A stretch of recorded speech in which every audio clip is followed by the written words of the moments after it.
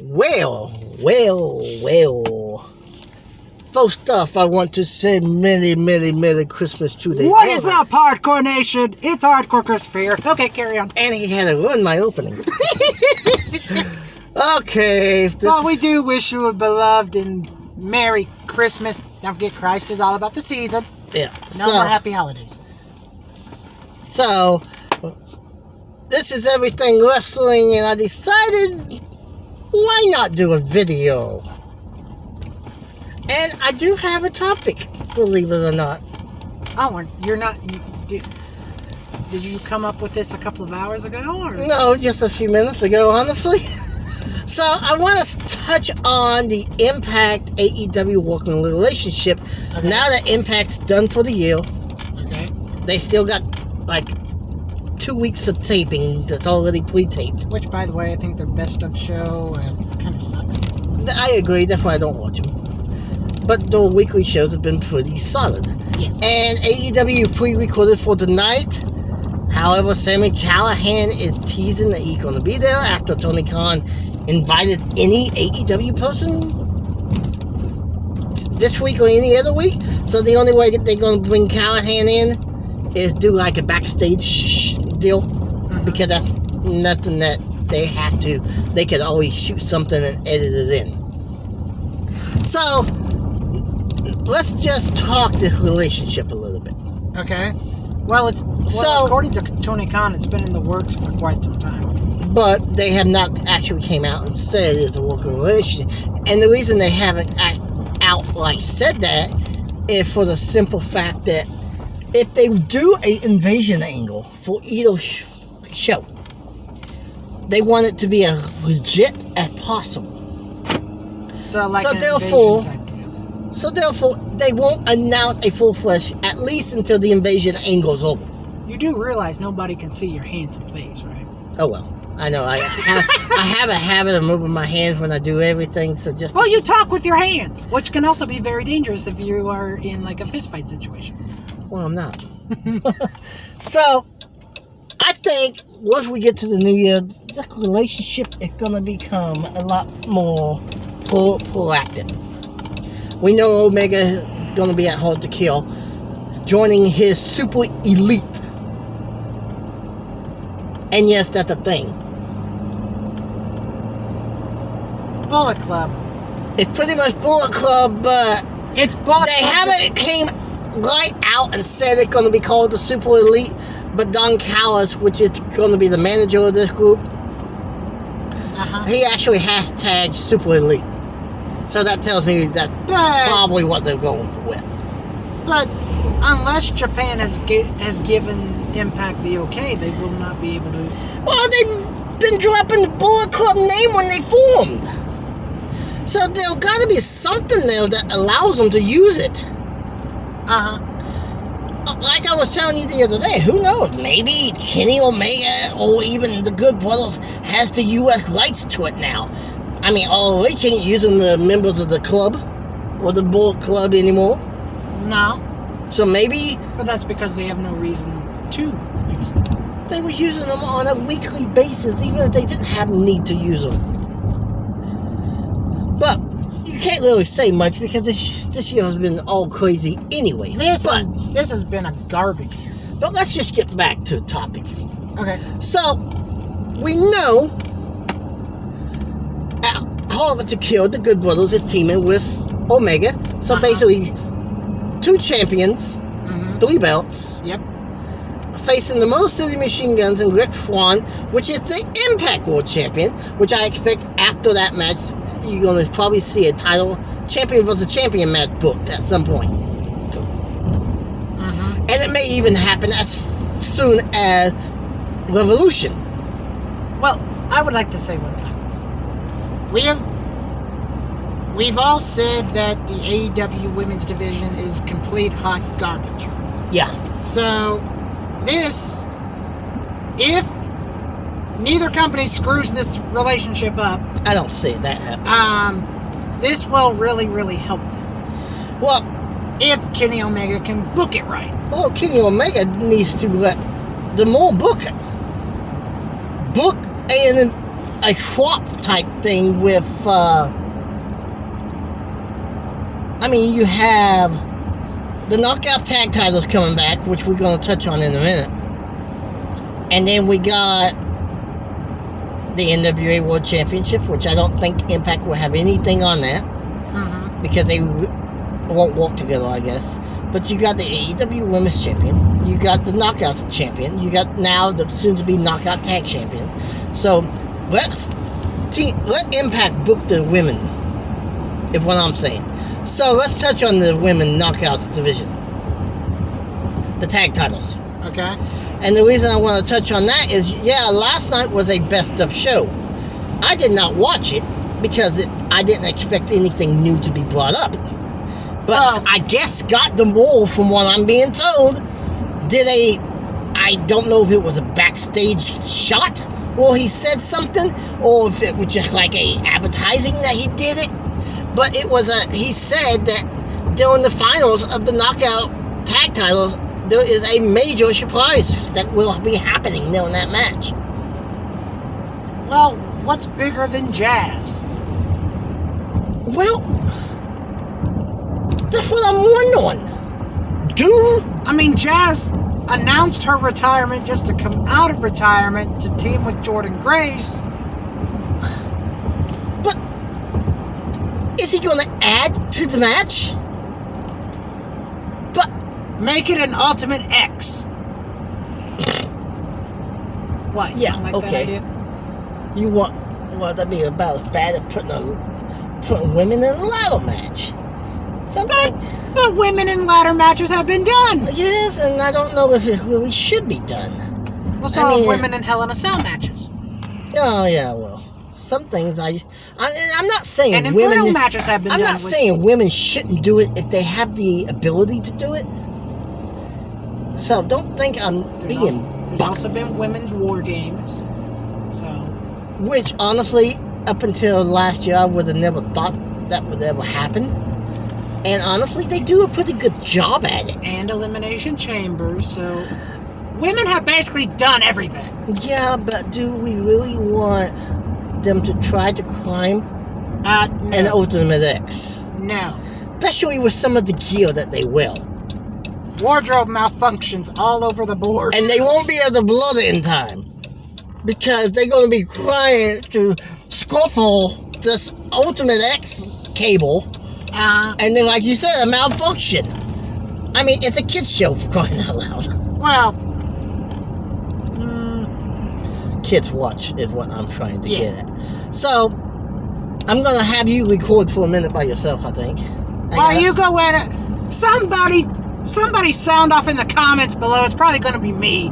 Or would you like me to end this video and then we do another one in a minute? I can record by myself. Okay then. I just gotta run in, pay for some gas, fill up my cup, and then while I'm pumping gas, empty out my trash. Oh, yeah.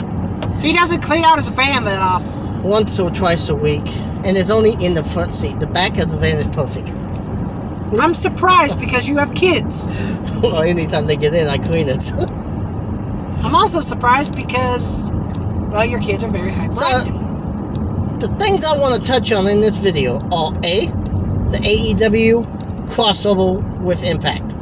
Will you see it going at the turn of 2021? Because that's when I think this is going to heat up. You can touch on the relaunch of the Knockout Tag titles. Okay. What do you think the big announcement may be or may not be? Okay. I could see it being a team from AEW going over, to be honest. But who do they have? That one, them two that been teaming together quite frequently. That redhead. Diamante and Ivelisse? Yes. They are a decent team. Or even now, Nia Rose and her new buddy. The one that attacked Brandy. Jade Cargill. Oh. Just start recording. That's her name! Like I said, I don't know. Start recording. Okay. So, hi.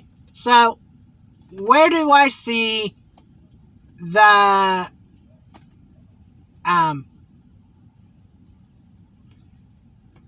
working relationship between AEW and Impact going? Well, I can tell you this much. Anything that can get this women's division off the ground will be good. And there's a reason why I say that, because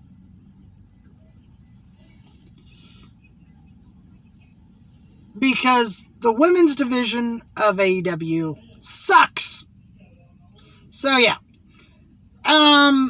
But where do I see it going?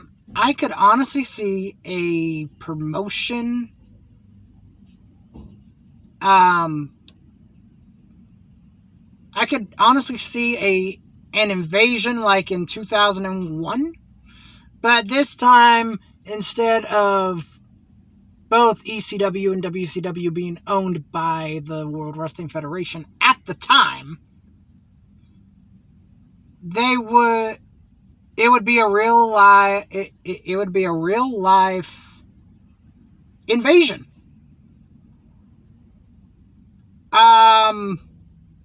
Where do I see? What do I think the surprise is going to be?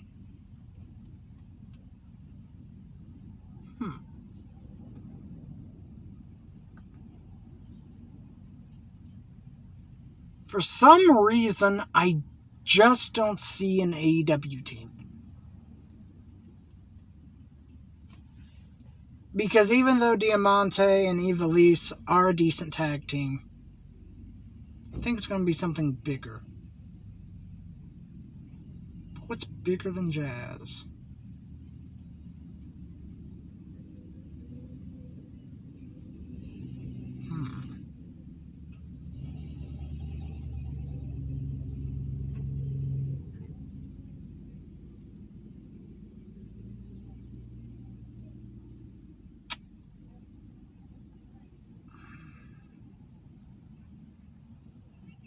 I'm going to say Scott D'Amore comes out and says that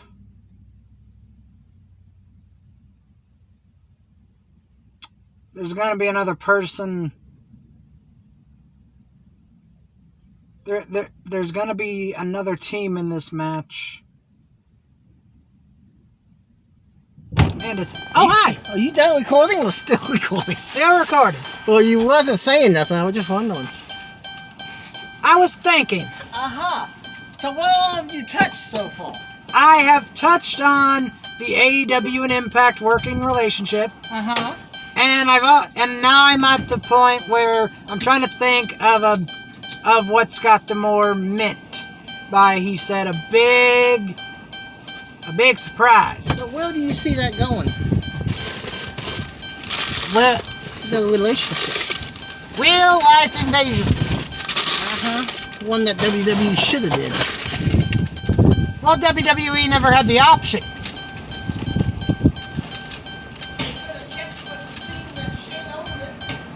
Which they did. And then they added Stephanie into the mix to completely kill it. That helped them get the manpower that they needed. But okay, back to what I was saying. And if you hear dinging in the background, it's not my fault.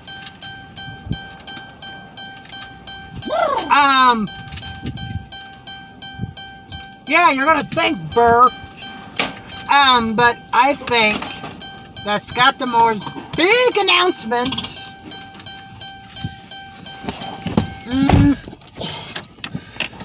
so could be the return of Gail Kim. I could see that too, but I think Or Tessa, but I don't think or Tessa wants is to go back. Impact about ready to Launch a launch 6-woman tag. Oh, that would be funny.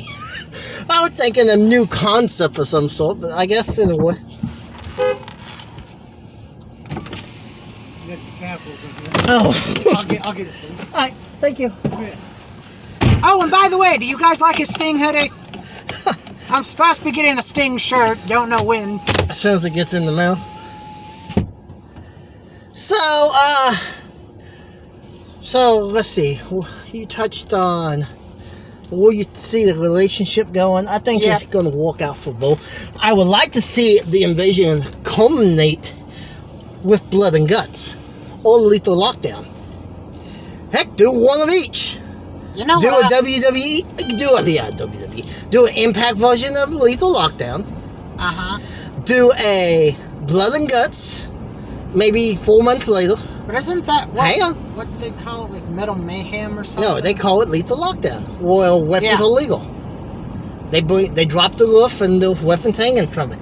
It's basically the same concept of war games. And then they hire what they're going to play off as an outside judge, so to speak, if it comes down to one-on-one, if one team doesn't win both matches. That outside judge comes to, say, a Dynamite, since it has more eyes on it, and flips a coin to see which show, which promotion gets the final match, and make sure all of these is on a pay-per-view, of course. That way, gives it the time to build. And then at the winner of the flip gets the advantage, so to speak, of home field. So it's basically like what? So it's basically like a football game. Home type. field advantage, yes. And then they do the match the third time, and they can switch people as they choose, in and out. Instead of having, say, Moxley, Good Brothers, and Rick Tron representing Impact, then they could do Moxley, Good Brothers, and a former member of Bush Club that they hire. I don't know. You get my idea? Yes.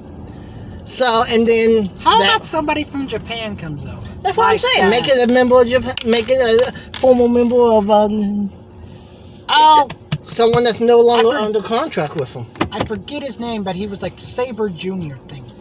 Zack Sabre Yes. Jr. Yes, he would be awesome. So that would be where I would like to see this go. But Something major. Where do you actually think it's going to go? Well, they're building it nice, but they're taking their time instead of rushing all it in. I think once we get to the new year, you're going to have a lot more interaction. You will see a lot more crossovers, not just Omega going, Did you watch AEW from last week? for the most part, yes. What did you think about Tony Schiavone telling Don Callis to kiss his behind? When Don told him to give up It his reminds me of 1996 and the Bash of the Beach at the end of the show. Hulk Hogan, you can go to you know well. and then he paused a few seconds, straight to you know well. Okay, sorry, but for the sake of the video, for those who do not know the saying, I will say it one time and one time only. Bash of the Beach, 1996, the formation of the NWO after Hogan turned, right before credits are brought up, Tony Schiavone goes, Hulk Hulk Hogan, Hogan, you can go straight to hell. And then he waited about 5 seconds, straight to hell. So, let's touch on the Knockout division. Okay, it's looking pretty solid. If I do say so myself. What if this huge announcement is that Scott D'Amore and Tony Khan had come to an agreement that the Knockout tag titles can go to both shows and be defended, and whatever show they're on has the power to make a title match. If it's on Dynamite, then Tony Khan has the power to book a match. If it's on Tuesday night, then Scott D'Amore and Don Callis, maybe not Don Callis much longer, has the power to book the match. Well, I was thinking, what if Scott D'Amore's big announcement is that what if it's like whoever wins is like a traveling champion? That's basically what it would be. But what I would like to, what I would love the announcement to be, even though I know it won't be, is unifying the AEW Women's title with. Do the you think Knockout that's why title. Dawn hasn't been on the table?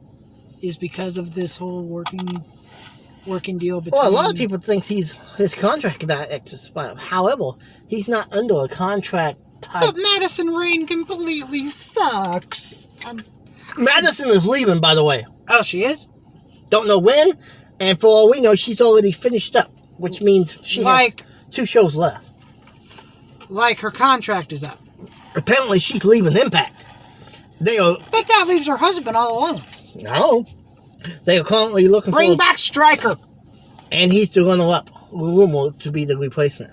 So, I would like this announcement to be that yes, that's a traveling championship, but also maybe unify the AEW Women's title and the Knockouts title, and that belt defended on both shows, and let the one that knows how to promote and book women be the one that books the matches. Here's an idea. How about you may disagree with this, but what about a tag team queen of... Hang on, don't go there yet. I have an idea. I'm going to end this video so this one can start to upload.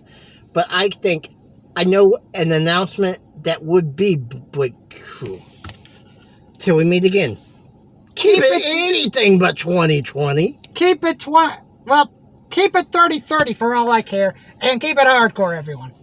Just so you know, I don't think none of us will be alive then.